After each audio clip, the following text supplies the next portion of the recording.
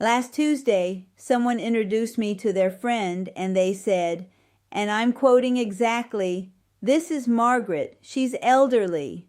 The friend smiled at me, sympathetically, the way you'd smile at a dog that's gone a little gray around the muzzle. A soft, pitying tilt of the head. I didn't smile back. This video is about why. Now, I want you to notice something already. I haven't told you who I am. I haven't told you what this channel is, or asked you to subscribe, or played a little jingle. I'm not going to do any of that yet because I need you to sit inside that moment with me first. The introducing person was kind. That's the part that matters.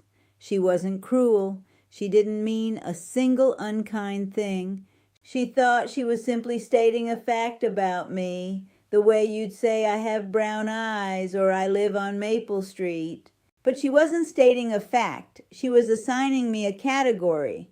And in the half second it took her to say one word, elderly, she handed her friend an entire pre-written story about who I am, what I can do, and how carefully she needs to be treated. I was 74 years old, standing perfectly upright, having just driven myself there, having just finished a conversation about a book I was halfway through. And none of that survived the word. The word arrived first and erased everything behind it. I went home that night, and I did not feel hurt. I want to be precise about this, because everyone assumes hurt. It wasn't hurt. It was something much sharper, something I had to sit with for a long time before I could even name it correctly. And when I finally named it, that's when I understood this was bigger than one introduction. So let me tell you exactly what I felt. It was fury, not embarrassment, not sadness, not the gentle melancholy people expect from someone my age, sitting alone with their tea, reflecting wistfully on the passage of time. No, what rose up in me that night was hot and clean and absolutely certain. It was the specific fury of being shrunk without my consent. And I'll be honest with you, at first, that fury embarrassed me more than the word did, because I thought, Margaret, what is wrong with you? She didn't insult you. She described you. Are you really going to be one of those people who gets prickly over nothing? I almost let it go. I want you to know that. I almost did the thing we are all trained to do, which is to swallow it, smile later, decide we're being silly. But there's a difference between an emotion that fades and an emotion that won't leave. This one would not leave. It sat in my chest for 3 days. And in my experience, when an emotion refuses to leave, it is not being unreasonable. It is trying to tell you something true that your manners are trying to talk you out of. So instead of dismissing it, I did something unusual. I interrogated it. I sat down at my kitchen table with a pad of paper, the way I used to prepare for difficult meetings, and I asked the fury directly, "What exactly are you angry about?" And the answer that came back surprised me, because it wasn't really about that one woman or that one room or that one sympathetic little smile. It was about a word. One word, a word so ordinary that most people would swear up and down it's completely neutral. But here's what I discovered when I actually went looking. There's a specific reason that word bothers you, and it has nothing to do with your feelings. I'll prove that to you, but first I have to show you where the word even comes from. Say the word elderly out loud and watch what your mind does. Go ahead, I'll wait. Elderly. I'd be willing to bet that an image appeared, and I'd be willing to bet I can describe it. A walker, perhaps, with the tennis balls on the legs, a pastel cardigan buttoned to the throat, a slow, uncertain shuffle, maybe a vacant expression, someone a little lost, a little confused, needing to be guided gently by the elbow. That image is the problem, because here is the thing nobody tells you about words. A word is not just a sound. A word is a container. And the word elderly is a container that already has things inside it before you ever step into it. Frailty is inside it. Confusion is inside it. Helplessness is inside it. Decline is inside it. So when someone places you in that container, you don't arrive empty. You arrive preloaded with every assumption that was sitting in there waiting for you. That's why my driving there didn't survive the introduction. That's why the book didn't survive it. The moment the word landed, the friend wasn't seeing me anymore. She was seeing the contents of the container and politely pasting my face on top. And once you're in the container, every single interaction afterward passes through it. People speak to you a little louder, a little slower.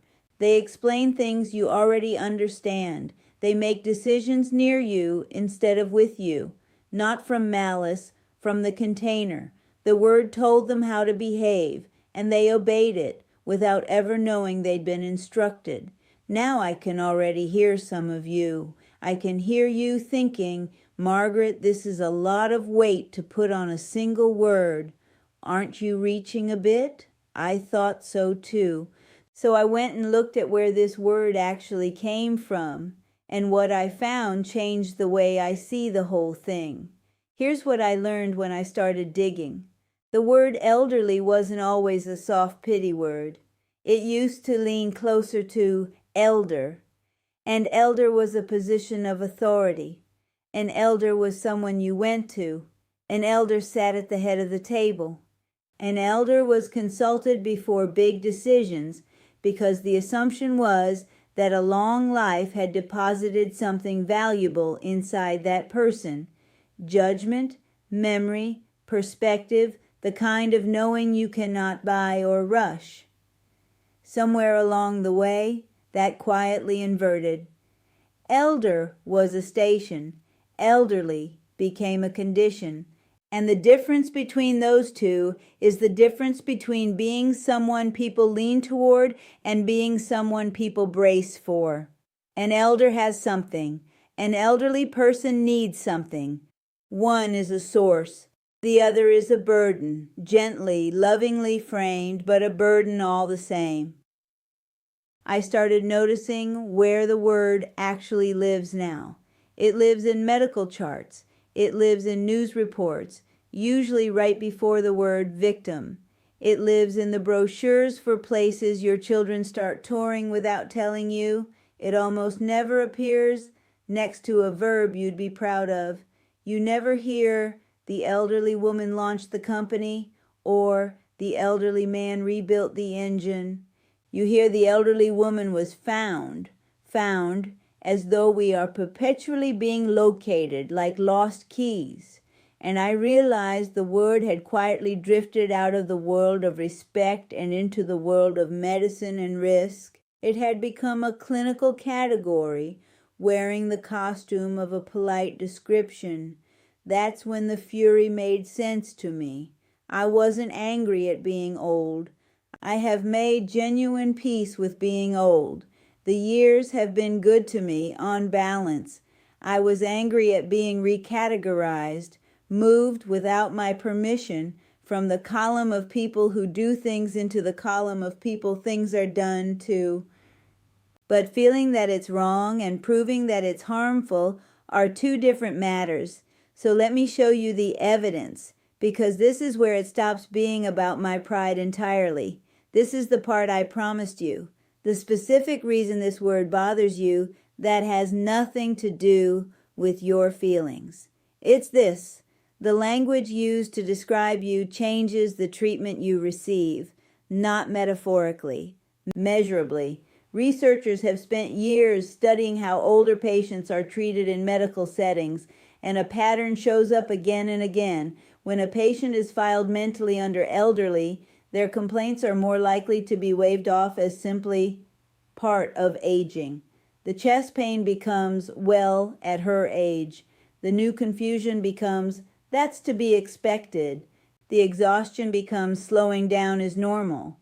real treatable conditions get quietly reclassified as the natural scenery of being old, and so they don't get treated. The word becomes a lid that closes over the actual problem. There's even a documented thing called elder speak. That slow, sing-song, overly simple way people start talking to older adults.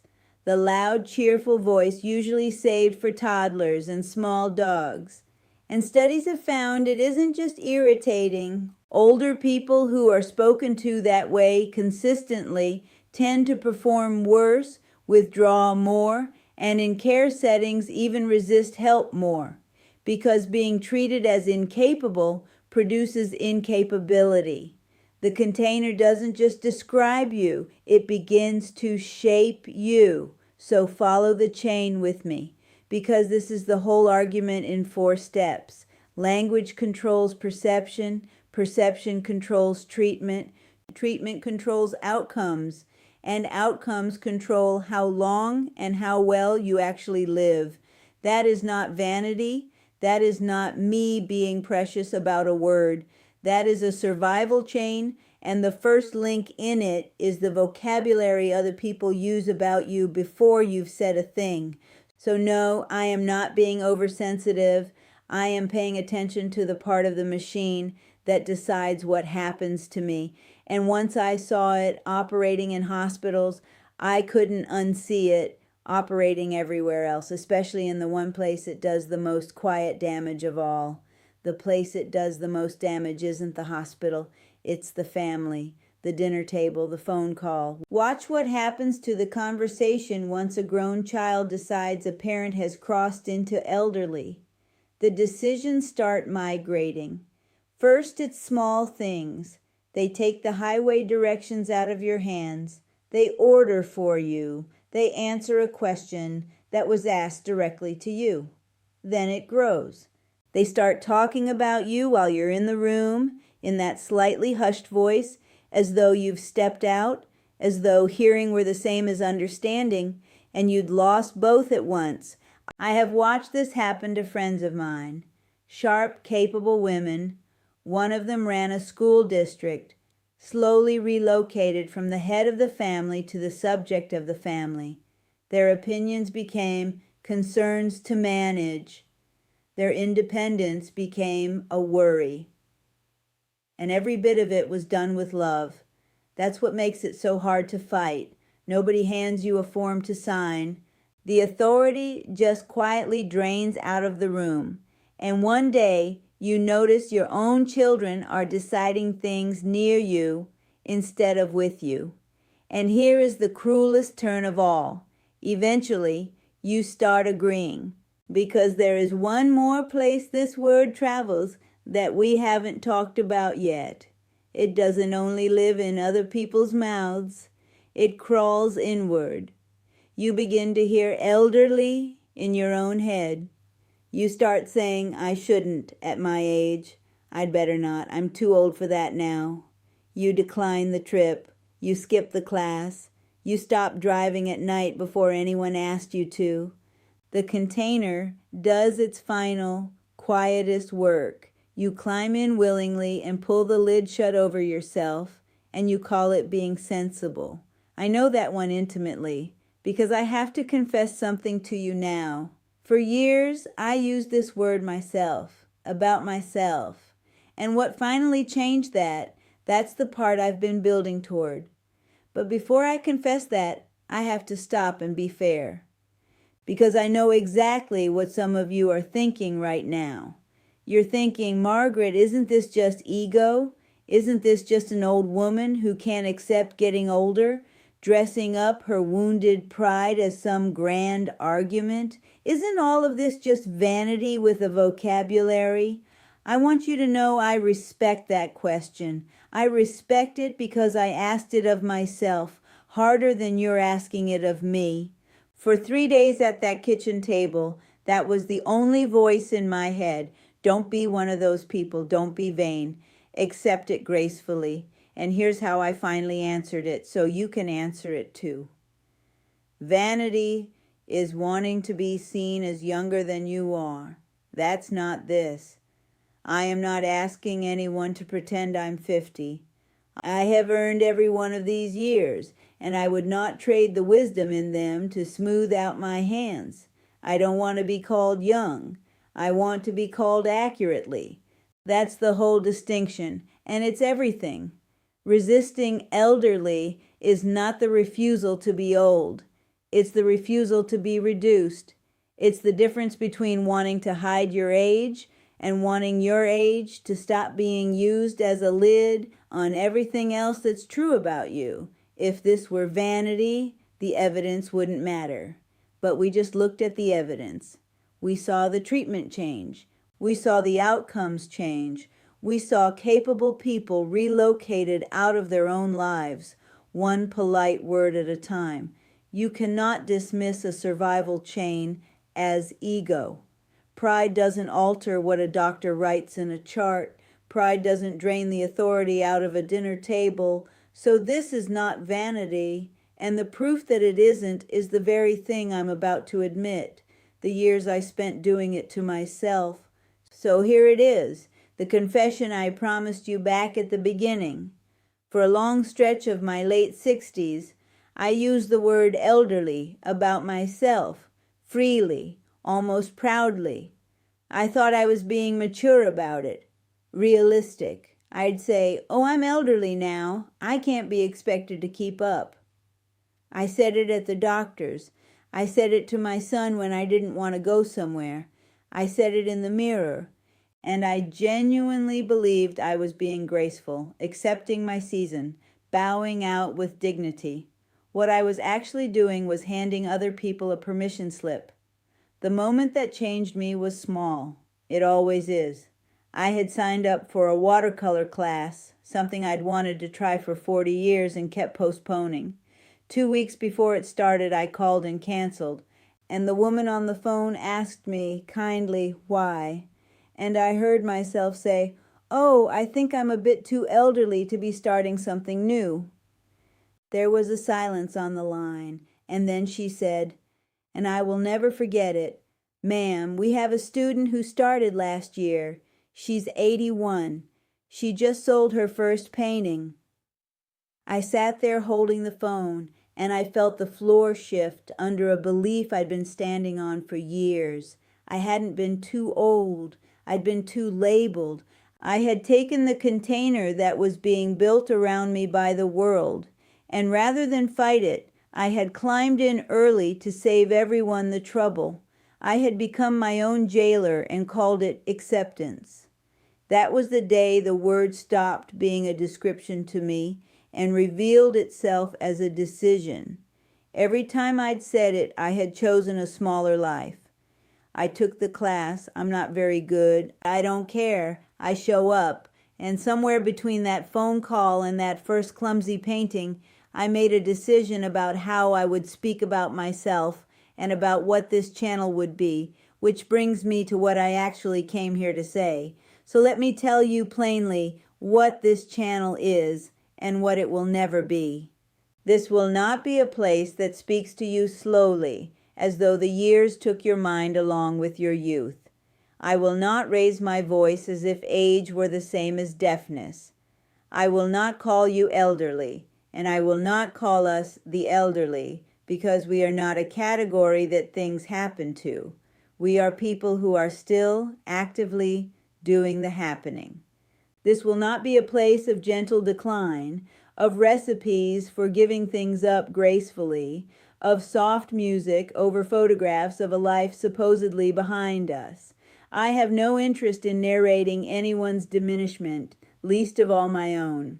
What this will be is a place that calls things by their accurate names, where age is treated as accumulation, not subtraction, as the thing that gave you judgment, not the thing that took your relevance, where being 70 or 80 or 90 is understood as a station you have reached, with all the standing that word implies, and not a condition you have fallen into.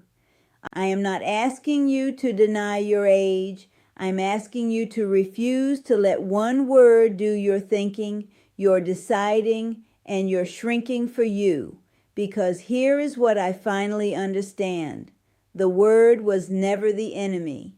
The enemy was how quietly we accepted it, how politely we let it close over us, how we mistook surrender for grace. I am 74 years old. I drove myself to that introduction. I am halfway through a book. I am terrible at watercolors, and I do them anyway, and I will not be reduced to the contents of a container that someone else filled before I arrived. That is the declaration. That is the whole of it. But a declaration that ends with me is only half finished, because I suspect you have a moment of your own. There is a specific moment, I'd put money on it, in every person's 60s or 70s when you first feel the container start to close. A first time the lid moves over you. For some of you, it was a word, like mine. For some of you, it was a smaller voice at a family meeting, a decision made near you instead of with you. For some, it was a doctor who explained your own body to you as though you'd never lived in it. For some, it was your own reflection, and the first time you said, "I'm too old for that," about something you genuinely wanted. I want you to find that moment now. Not to reopen a wound, but because a thing you can name is a thing you can refuse. The whole power of that word came from it operating in the dark, doing its quiet work while we mistook it for kindness. Drag it into the light, and it loses most of its grip. That is the one tool I most wanted to leave in your hands today.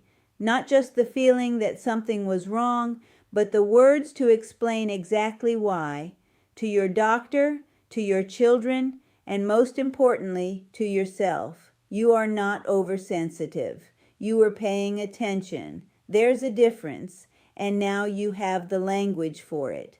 So here is what I'd like from you, and I mean this sincerely, not because someone told me it's good for an algorithm.